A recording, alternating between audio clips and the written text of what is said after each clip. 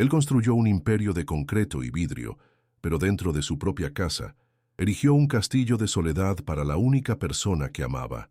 Un padre millonario estaba a punto de descubrir, de la forma más brutal, que la crueldad de su hija de apenas 7 años era el reflejo perfecto de su propia ausencia. Lo que escuchó aquella tarde, escondido en el pasillo de su mansión en la Ciudad de México, no fue solo un capricho infantil, sino el grito de un corazón hambriento de amor, una petición de auxilio disfrazada de tiranía. Esta no es solo la historia de una niña consentida y de un padre ausente. Es la crónica de un milagro silencioso, una transformación tan profunda que prueba que el dinero puede construir rascacielos, pero solo la humildad y el amor pueden reconstruir un alma. ¿Alguna vez te has preguntado si es demasiado tarde para reparar los errores del pasado? El viaje de este hombre te sorprenderá, mostrando que la redención puede encontrarse en los lugares más inesperados, a través de las personas más sencillas. Quédate hasta el final para ser testigo de cómo un gesto de desesperación se convirtió en un legado de esperanza que cambió cientos de vidas. La escena que se desarrollaba en la sala era un microcosmos doloroso de aquel hogar. Una niña rodeada de lujo, pero ahogada en un vacío emocional tan vasto como la propia mansión. La voz de su hija, afilada y arrogante, resonaba por las paredes frías, hiriendo a la única persona que le ofrecía calor humano. La revelación que golpeó a aquel padre fue una bendición disfrazada de dolor, un llamado divino a despertar. Historias como esta nos recuerdan que los verdaderos milagros no suceden con truenos y luces, sino en el silencio de un corazón que decide cambiar.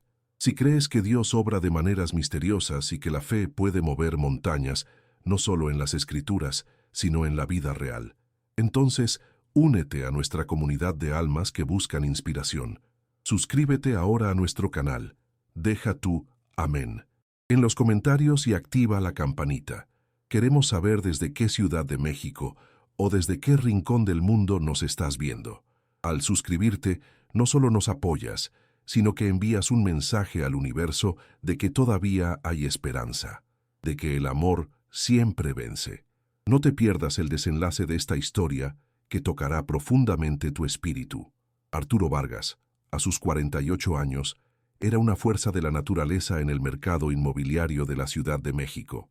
Su nombre era sinónimo de poder, una firma grabada en acero y vidrio en los rascacielos más codiciados que perforaban el cielo de la capital. Conocido por su mente aguda y una agresividad casi quirúrgica en los negocios, era un hombre que no aceptaba un no por respuesta, un arquitecto de fortunas que veía el mundo como un tablero de ajedrez donde siempre estaba 5 jugadas adelante. Sin embargo, esa armadura de éxito, cosida con hilos de trajes italianos de la marca Canali y pulida con el brillo de relojes caros, escondía una fragilidad profunda. Detrás de la fachada del magnate implacable, había un viudo que, en los últimos 3 años, había perdido el proyecto más importante de su vida, la conexión con su propia hija. Las ojeras permanentes bajo sus ojos no eran solo fruto de noches mal dormidas analizando planos y contratos, sino el registro visible de un alma en vigilia, un padre que, al intentar darle a su hija el mundo, estaba negándole el único universo que importaba, el suyo. Se movía por su mansión en Lomas de Chapultepec como un fantasma en su propia creación, un hombre que podía comandar ejércitos de ingenieros e inversionistas, pero que se sentía absolutamente desarmado ante el silencio de una niña de 7 años. La obsesión de Arturo por el trabajo era en realidad una fuga arquitectada con la misma precisión de sus edificios. Tras la muerte súbita de su esposa, el luto lo encontró desprevenido, un terreno inestable que no sabía cómo navegar. En lugar de permitirse sentir, se refugió en el único lenguaje que dominaba, el de los números, los negocios y el crecimiento exponencial. Se convenció de que su misión, como único padre de Sofía, era construir una fortaleza de seguridad material a su alrededor. Cada nuevo contrato firmado, cada torre inaugurada, era en su mente una declaración de amor, una prueba de su dedicación. La amaba con una ferocidad desesperada, pero expresaba ese amor de la única manera que quedaba en su repertorio emocional, con regalos caros, viajes que nunca hacía con ella, y una infraestructura de comodidad que solo acentuaba la ausencia de afecto real. La comunicación entre ellos se había convertido en un guión predecible. Él llegaba tarde, preguntaba sobre su día de forma protocolaria, y ella respondía con una lista de deseos, como si el amor fuera un artículo para añadir a un carrito de compras. Él no se daba cuenta de que, al intentar llenar el vacío dejado por la madre, estaba cavando un abismo aún más grande entre ellos. La mansión, diseñada para ser un santuario de felicidad infantil, se había convertido en un mausoleo de juguetes intactos. En el impecable cuarto de juegos, muñecas de edición limitada y las más avanzadas consolas de videojuegos acumulaban polvo, testigos silenciosos de una infancia vivida por poder. Sofía no quería objetos, quería presencia, y en ausencia de su padre, aprendió a usar la única herramienta que él parecía entender, el poder. Se había convertido en un reflejo distorsionado de él, una pequeña magnate de 7 años que gobernaba la casa con tiranía, exigiendo atención y servicio de los empleados, confundiendo obediencia con afecto. Arturo veía los reportes escolares, las quejas ocasionales de la niñera, pero interpretaba todo como etapas infantiles, sin entender que eran síntomas de una enfermedad más profunda, una carencia que ninguna cantidad de pesos mexicanos podía curar. La gran ironía de su vida lo acechaba en las horas más silenciosas de la noche. Era el maestro, constructor de la Ciudad de México, un hombre que erigía legados de concreto, pero era incapaz de construir un simple puente de comunicación con la pequeña persona que dormía en el cuarto de al lado, en un castillo que él mismo había transformado en una prisión dorada. En el fondo de su alma, bajo capas de orgullo y negación, Arturo sabía que estaba fallando. Había momentos, generalmente en la soledad de su suntuoso despacho, con la ciudad iluminada a sus pies, en que la verdad lo visitaba como un acreedor implacable. Tomaba el portarretratos de plata sobre su escritorio, una imagen congelada en el tiempo. Su esposa, radiante, sosteniendo en brazos a una Sofía de 4 años, una niña de sonrisa genuina y mirada brillante que apenas reconocía. ¿Dónde estaba aquella niña? ¿Quién era la niña irritable y exigente que la había sustituido? El miedo, un sentimiento que aplastaba sin piedad en las salas de juntas, lo paralizaba en su vida personal. El miedo de que fuera demasiado tarde, de que el daño ya estuviera hecho y de que se hubiera convertido, a los ojos de su hija, no en un padre, sino en un proveedor, un cajero automático con el poder de despedir a quienes la contrariaban. Ese amor desesperado que sentía por ella era una fuerza contenida, una represa a punto de romperse, pero no tenía las herramientas para abrir las compuertas. Sabía cómo adquirir una empresa rival, pero no sabía cómo iniciar una conversación, cómo ofrecer consuelo, cómo simplemente ser un padre. Y era en ese estado de impotencia oculta que estaba a punto de ser confrontado por la consecuencia más dolorosa de su negligencia. En el corazón de aquella fortaleza de opulencia y silencio se movía una presencia de calor y dignidad llamada Elena Morales. A sus 38 años, era el contrapunto viviente de todo lo que la mansión representaba. Proveniente de una comunidad humilde en Chiapas, un mundo de tierra fértil y lazos comunitarios, había cruzado el país para trabajar en la capital, dejando atrás lo más preciado que tenía. Su uniforme, sencillo e impecablemente limpio, no conseguía opacar la nobleza que emanaba de su ser. Su rostro, marcado por las finas líneas de una vida de trabajo y preocupación, era iluminado por una mirada de dulzura y una paciencia casi infinita. Eran sus ojos los que contaban su historia, la historia de una madre que cargaba en el pecho la añoranza de sus 2 hijos pequeños. Cuando sonreía, una sonrisa genuina y sin artificios, era como si un rayo de sol invadiera las habitaciones frías e impersonales de la casa. Elena no veía su trabajo solo como un medio de subsistencia, lo veía como una misión silenciosa, un sacrificio necesario para tejer un futuro mejor para sus niños, a miles de kilómetros de distancia. Y era esa aura de propósito y amor sacrificial la que la convertía en la única fuente de verdadero calor humano en la vida de la pequeña y solitaria Sofía. El dolor de Elena era una herida constante, una ausencia que pesaba en su pecho a cada amanecer y a cada anochecer. Estar lejos de sus hijos era una carga que llevaba con una gracia resignada, transformando su propia carencia en un pozo de empatía para la niña que estaba bajo su cuidado. Veía en Sofía no a una niña consentida, sino a un alma tan solitaria como la suya, abandonada de una forma diferente, pero igualmente dolorosa. Mientras el padre de Sofía la inundaba de regalos, Elena le ofrecía lo que el dinero no podía comprar: su tiempo, su escucha, su presencia incondicional. Todas las noches, después de que Sofía se durmiera, Elena se refugiaba en la pequeña cocina de los empleados y a través de la pantalla rota de su celular viajaba de regreso a Chiapas. Las videollamadas con sus hijos eran su ritual sagrado, momentos agridulces en los que reía de sus historias de la escuela, cantaba canciones de cuna y secaba sus propias lágrimas en silencio después de colgar. Esa conexión diaria era el combustible que alimentaba su fe inquebrantable de que cada día de trabajo duro, cada berrinche soportado, cada momento de soledad en la inmensa ciudad valdría la pena. Estaba plantando semillas de oportunidad para ellos, regándolas con sus propias añoranzas. La dinámica entre Elena y Sofía era un delicado ballet de resistencia y persistencia.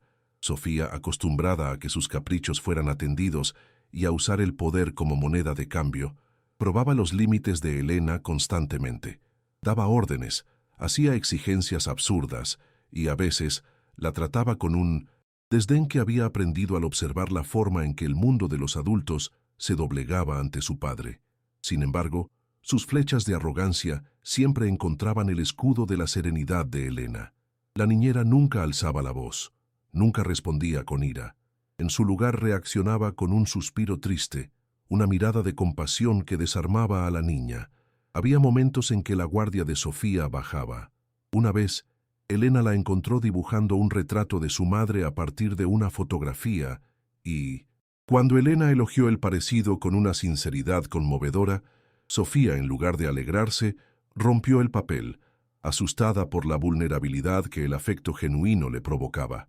Era en esos pequeños vislumbres que Elena veía la verdad, una niña desesperada por amor, pero que no sabía cómo recibirlo, y con la paciencia de una artesana, continuaba tejiendo hilos de cariño alrededor de la niña, esperando el día en que finalmente se permitiera ser envuelta.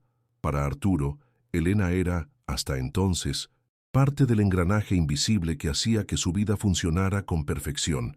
La veía como una empleada eficiente, confiable, una pieza en la compleja maquinaria de su existencia. Notaba la casa impecable, las comidas de Sofía servidas a la hora correcta, pero no veía la fuerza emocional que ella representaba. Sin embargo, era la presencia de Elena la que impedía que la mansión se volviera completamente estéril.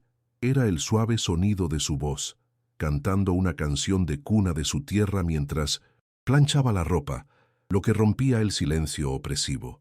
Era el olor a tortillas recién hechas, que a veces se preparaba para sí misma, un aroma de hogar y tradición que se infiltraba sutilmente en el ambiente aséptico. Sin saberlo, Arturo estaba a punto de tener su primer encuentro verdadero con ella.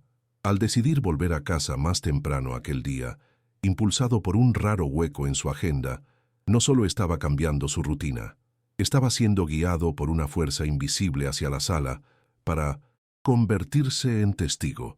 Estaba a punto de ver a Elena no como la niñera, sino como el espejo que reflejaría su propia bancarrota como padre, el elemento transformador que lo forzaría a confrontar la verdad devastadora sobre la familia que creía estar construyendo. La tarde de entresemana, generalmente marcada por la ausencia de Arturo hasta el anochecer, fue rota por su llegada inesperada. Una cancelación de última hora le concedió algunas horas de libertad, un vacío en su agenda que él, por un impulso raro, decidió llenar con su familia. Cruzó el vestíbulo de entrada, el sonido de sus zapatos italianos ahogado por las alfombras persas, moviéndose con la discreción de un extraño en su propia casa. El silencio, como siempre, era el anfitrión. Sin embargo, al acercarse a la sala, unas voces rompieron la quietud. La primera que escuchó fue la de Elena, suave y conciliadora, seguida por la voz de Sofía. estridente e imperiosa. Una punzada de curiosidad lo hizo detenerse junto al arco que conducía a la habitación, permaneciendo oculto en las sombras del pasillo. Esperaba encontrar una escena trivial, tal vez una pequeña discusión sobre la hora del baño o la tarea, pero la energía que emanaba de la sala era diferente, cargada de una tensión que nunca había sentido allí antes. Era como si la atmósfera se estuviera comprimiendo, preparándose para una tormenta emocional que estaba a punto de desatarse y que cambiaría la topografía de sus vidas para siempre. Permaneció inmóvil, un testigo involuntario del drama que su propia ausencia había guionizado. Entonces, la escena se materializó en toda su brutalidad. Sofía, una pequeña princesa vestida con un caro vestido de diseñador que contrastaba violentamente con la fealdad de su expresión, estaba de pie con el rostro rojo de furia. Elena, con su calma habitual, intentaba explicar que necesitaba terminar de planchar sus camisas. Fue la mención a su padre lo que pareció encender la mecha.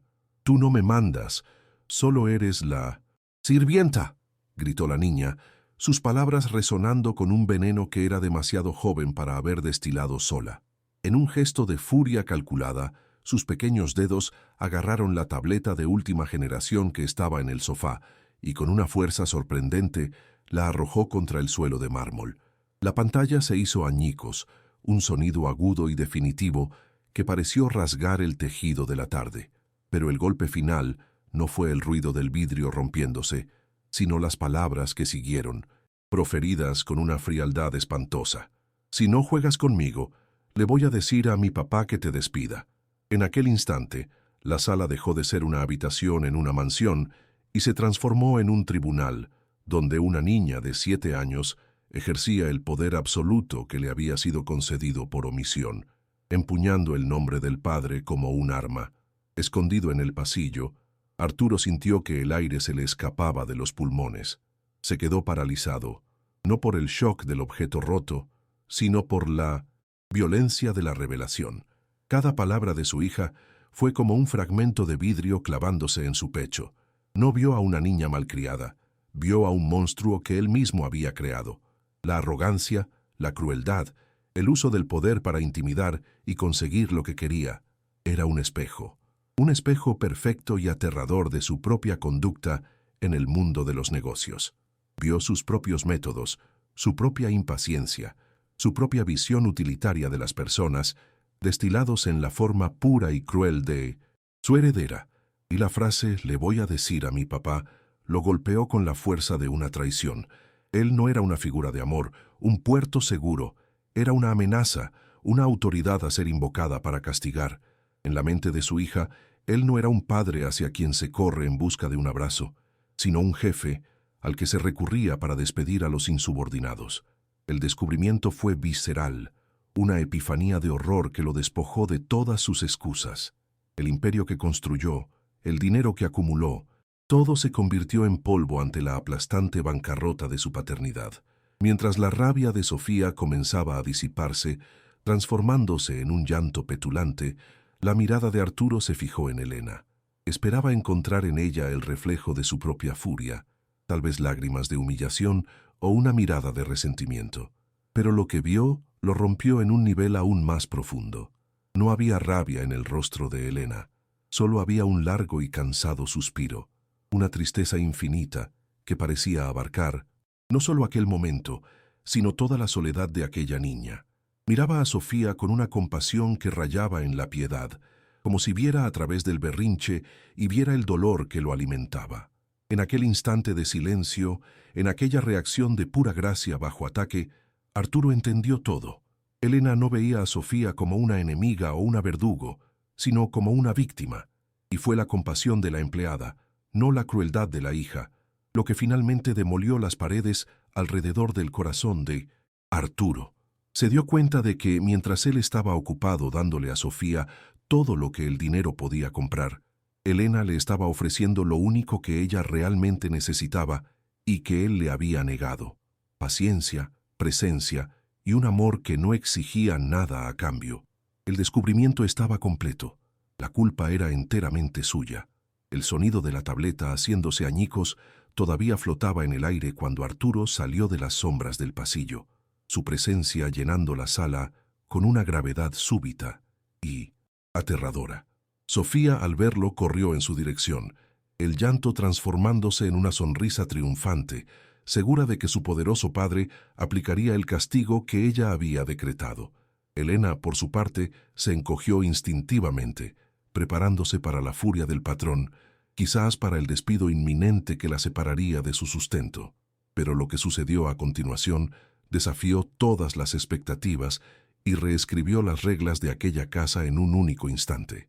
Arturo no miró el aparato, destruido en el suelo, ni el rostro lloroso de su hija. Sus ojos, llenos de un dolor recién descubierto, encontraron los de Elena. En lugar de reprenderla, se arrodilló a su lado, un gesto de humildad tan impactante que silenció a todos. Con la voz quebrada por la emoción, miró a su hija y dijo las palabras que marcarían el inicio de su redención.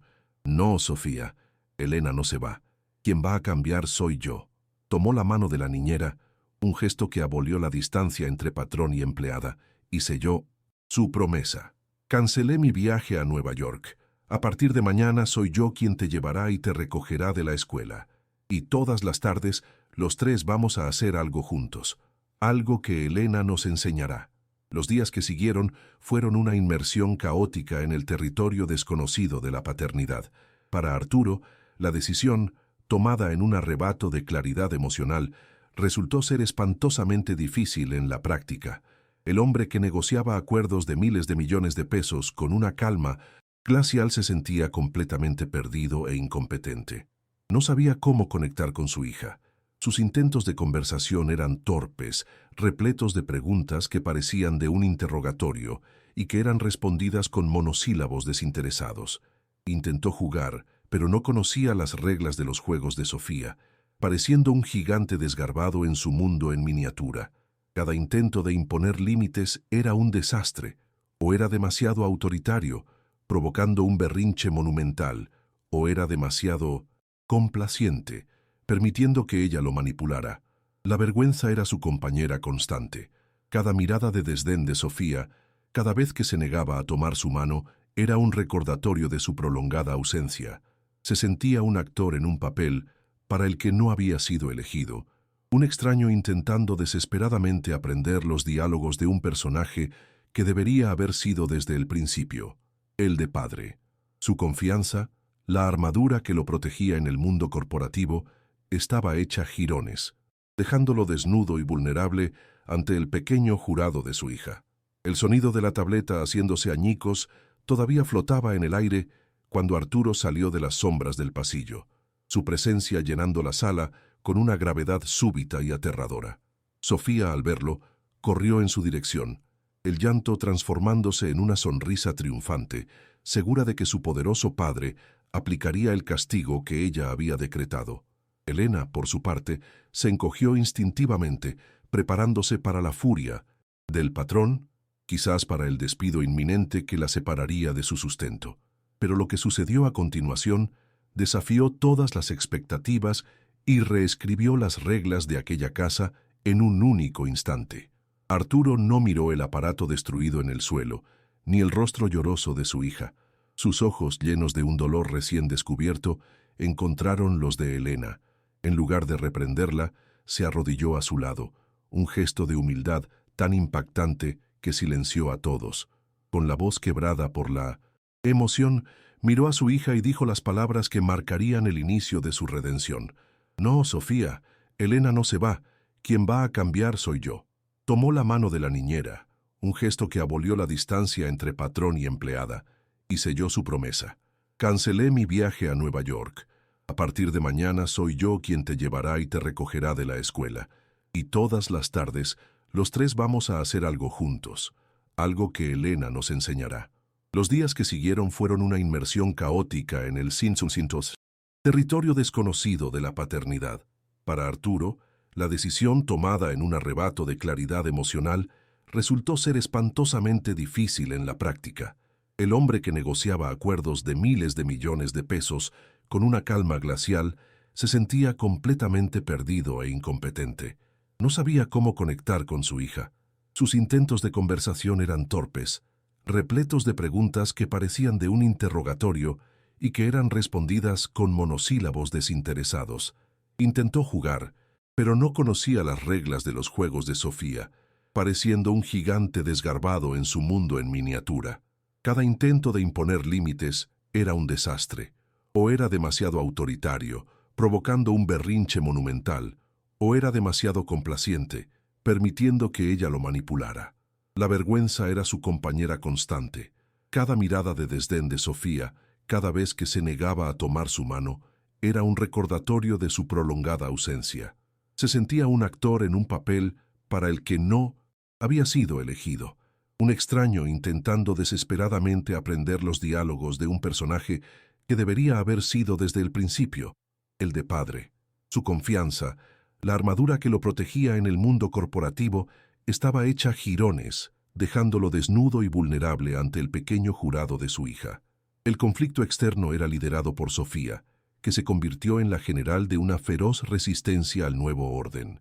Acostumbrada a ser el centro de un universo que giraba en torno a satisfacer sus deseos, no entendía esa súbita invasión de su territorio por un padre que hasta entonces era una figura periférica y predecible.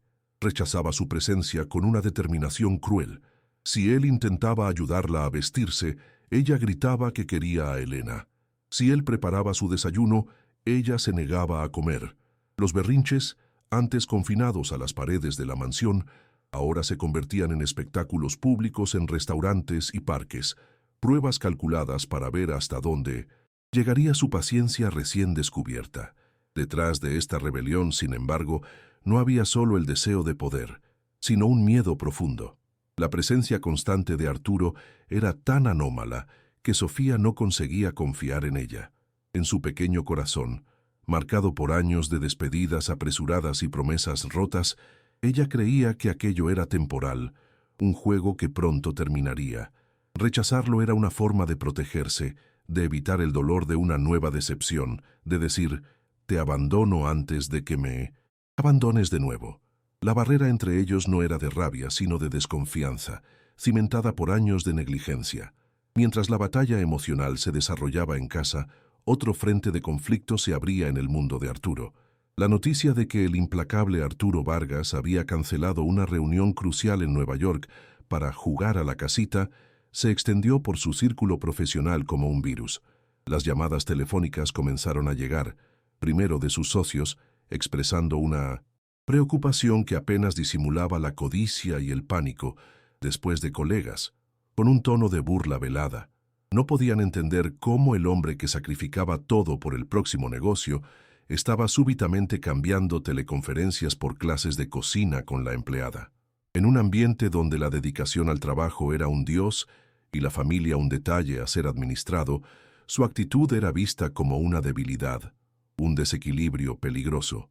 Arturo se vio aislado, luchando no solo contra los fantasmas de su pasado y la resistencia de su hija, sino también contra la presión de un mundo que amenazaba con descartarlo por su recién descubierta humanidad. Mantenerse firme en su decisión exigía una fuerza que no sabía que poseía, una convicción alimentada solo por la mirada silenciosa y alentadora de Elena, su improbable brújula moral en esta tormenta. Después de una semana de intentos frustrados y colisiones emocionales, Arturo llegó a una conclusión humillante, pero liberadora. No podía imponer la conexión. Necesitaba merecerla. Su enfoque de CEO, basado en directrices y resultados esperados, era inútil en el delicado ecosistema del corazón de una niña. La transformación real comenzó cuando tomó la decisión más significativa de todas, la de despojarse de su autoridad y convertirse en un aprendiz. Cierta mañana, abordó a Elena en la cocina, no con la postura de un patrón, sino con la vulnerabilidad de un hombre perdido. Admitió su total ineptitud, confesando que, aunque podía erigir un edificio desde cero, no sabía cómo poner el primer ladrillo en la reconstrucción de su relación con Sofía. Con una sinceridad que la dejó momentáneamente sin palabras, le pidió que fuera su maestra, no para consejos, sino para una guía completa. A partir de ese día, Arturo se convirtió en una sombra observadora, estudiando la maestría silenciosa de Elena. Analizaba cómo la paciencia de ella absorbía la furia de Sofía, cómo una pregunta gentil podía desviar el curso de un berrinche inminente y cómo un simple toque en el hombro comunicaba más seguridad que cualquier promesa de un juguete nuevo. Comenzó a entender que la paternidad no era un acto de gestión, sino un acto de rendición. Siguiendo el liderazgo de Elena, las acciones prácticas comenzaron a sustituir los torpes intentos. Las clases propuestas por Arturo se materializaron no en actividades grandiosas, sino en rituales de simplicidad. La primera lección fue en el vasto y bien cuidado jardín de la mansión, un lugar que Sofía usaba solo para correr, pero nunca para observar. Elena les enseñó a plantar una pequeña semilla de girasol en una maceta. Les mostró cómo la tierra debía ser ahuecada, cómo la semilla necesitaba delicadeza y cómo el agua debía darse con moderación. Arturo, cuyas manos estaban acostumbradas a firmar contratos de millones de pesos, se ensució los dedos de tierra, imitando los gestos de Elena con una concentración casi infantil. Se sentó en el suelo, al mismo nivel que su hija, y, por primera vez en años, compartieron un silencio que no era incómodo, sino colaborativo. Sofía, inicialmente escéptica, no resistió la tentación de jugar con la regadera. En un momento fugaz, cuando el agua salpicó a Arturo, ella soltó una risa contenida, casi un sollozo de alegría. Fue un sonido que Arturo no escuchaba desde hacía tanto tiempo que lo golpeó como la más dulce de las melodías, una pequeña grieta de luz en su armadura de resistencia, una señal de que el suelo infértil de su relación quizás podría con cuidado volver a florecer. El punto de inflexión emocional, sin embargo, no sucedió bajo la luz del día, sino en la penumbra del cuarto de Sofía. La rutina nocturna se había convertido en un nuevo campo de batalla, pero aquella noche algo cambió. Después de que Elena leyera un cuento y le diera su beso de buenas noches, Arturo pidió quedarse un poco más. En lugar de su habitual y formal despedida, se sentó en el borde de la cama, el peso de su cuerpo creando una pequeña concavidad en el colchón, un gesto de permanencia. No habló sobre el día de ella ni sobre el día siguiente.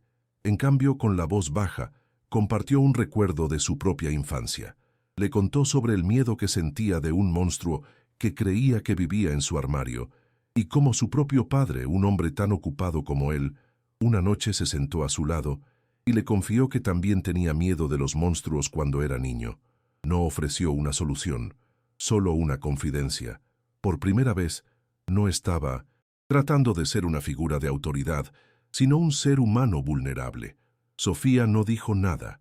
Permaneció acostada, de espaldas a él, pero él notó que su cuerpo, usualmente tenso, se había relajado. En aquel silencio nació una nueva forma de comunicación, una que no estaba hecha de palabras, sino de presencia y de una honestidad que finalmente comenzaba a demoler los muros entre ellos. Este cambio interno comenzó a manifestarse en acciones externas y decisivas que reestructuraron la realidad de Arturo. Se dio cuenta de que la transformación no podía ser un proyecto de medio tiempo, exigía una demolición completa de sus antiguos hábitos. El hombre que nunca apagaba el teléfono comenzó a dejarlo en su despacho al llegar a casa. Las reuniones que se extendían por la noche fueron categóricamente canceladas o delegadas. Su secretaria, acostumbrada a una agenda implacable, recibió una nueva directriz innegociable. De las 6 de la tarde en adelante, el tiempo de Arturo pertenecía exclusivamente a su hija. La prueba definitiva de su cambio llegó un martes por la tarde. Estaba en medio de la redacción de un correo electrónico crucial para un inversionista internacional cuando Sofía se acercó con una caja de un rompecabezas, frustrada por no poder encajar una pieza. El antiguo Arturo habría hecho un gesto para que esperara, irritado por la interrupción.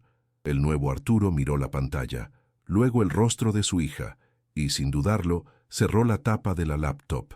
El sonido del clic fue un acto simbólico, una declaración de que el imperio de concreto podía esperar, pues él estaba en ese momento empeñado en la construcción de algo infinitamente más valioso. Se sentó en el suelo junto a ella, no como un magnate concediendo su tiempo, sino como un padre, simplemente estando allí. Con el pasar de las semanas, la rigidez que definía la mansión comenzó a ceder, dando lugar a una armonía frágil, pero creciente. Las risas de Sofía, antes raras, se volvieron más frecuentes, y la presencia de Arturo, antes una interrupción, se convirtió en un puerto seguro. La casa se estaba transformando lentamente en un hogar, bajo la tutela silenciosa y sabia de Elena. En una noche lluviosa, buscando una distracción después de acostar a Sofía, Arturo decidió organizar su despacho en casa, un santuario de su antiguo yo que rara vez visitaba. En medio de contratos y planos arquitectónicos, encontró una carpeta con los archivos de los empleados. Por un impulso, quizás para asegurarse de que los datos de emergencia de Elena estuvieran actualizados, la abrió. Hojeó los documentos estándar, identificación, referencias, hasta que sus ojos se detuvieron en un formulario de historial de empleo. Notó que el empleo anterior de Elena había sido en una pequeña constructora en Chiapas, una empresa cuyo nombre le sonaba vagamente familiar. Fue una anotación marginal, casi ilegible, en la esquina de la página, la que capturó su atención. Contrato terminado debido a adquisición de 1960 tierras por la Corporación Sol de México. Un escalofrío recorrió su espina dorsal. Sol de México era el nombre de una de sus propias empresas fachada, usada para adquisiciones hostiles. Una inquietud se apoderó de Arturo. La coincidencia era demasiado específica para ser ignorada. Con el corazón acelerado, usó la madrugada y sus poderosos contactos para desentrañar el pasado. La información que desenterró en las horas siguientes no fue solo una revelación, fue una condena. La pequeña constructora en Chiapas había sido su competidora en una licitación para un gran proyecto de desarrollo. Para ganar, Arturo usó tácticas agresivas, asfixiando financieramente a la empresa local hasta que se vio forzada a declararse en bancarrota. Desesperada por liquidez, la empresa vendió su principal activo, una vasta extensión de tierra, a un conglomerado agrícola que era, secretamente, un socio de negocios de Arturo. Esa tierra no estaba vacía. En ella había una pequeña comunidad rural, un poblado de familias que vivían allí desde hacía generaciones. La comunidad de Elena. El conglomerado, sin ninguna consideración humana, expulsó a los residentes para dar paso a una plantación industrial. Arturo no firmó la orden de desalojo, pero su ambición implacable había cargado el arma y apuntado la dirección. Fue el autor intelectual de la tragedia que forzó a Elena a dejar a sus hijos y su casa atrás. La misma tragedia que, por una cruel casualidad del destino, la trajo hasta la puerta de su mansión. La verdad cayó sobre Arturo con el peso de uno de sus propios edificios. El aire en su lujoso despacho se volvió enrarecido, sofocante. La mujer que veía como un ángel de paciencia, la guía que le estaba enseñando a ser padre y a redescubrir su propia humanidad, era en realidad una refugiada de su propia guerra corporativa. La ironía era tan perversa que rayaba en lo absurdo. Cada gesto de bondad de Elena, cada lección de humildad, ahora parecía un acto de misericordia viniendo de alguien a quien él había profundamente agraviado. La culpa, que antes se limitaba a su falla como padre, ahora se expandía a dimensiones sociales y morales que nunca había considerado. Se vio como realmente era, no solo un padre ausente, sino un arquitecto de desplazamiento, un hombre cuya fortuna fue construida, en parte, sobre la destrucción del mundo de otras personas. Miró por la ventana a la ciudad iluminada, un horizonte que él ayudó a moldear, y por primera vez no sintió orgullo, sino una vergüenza abrumadora. El imperio que construyó parecía ahora un monumento a su propia ceguera moral. Esta revelación devastadora, que podría haber creado un abismo de vergüenza y bochorno, en su lugar, forjó un lazo aún más profundo en su corazón. El respeto que sentía por Elena se transformó en una admiración reverente.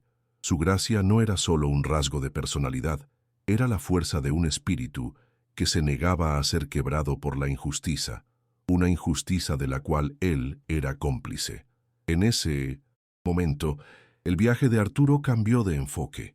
Ya no se trataba solo de reconquistar el amor de su hija, se transformó en una búsqueda de una redención mucho más amplia y significativa. Ahora tenía una deuda, no solo con Elena, sino con todo lo que ella representaba. Ayudarla ya no era un acto de generosidad patronal, era una obligación moral, el primer paso para reparar una fractura que él mismo había causado en el mundo. Esa conciencia secreta solidificó su transformación, haciéndola inquebrantable.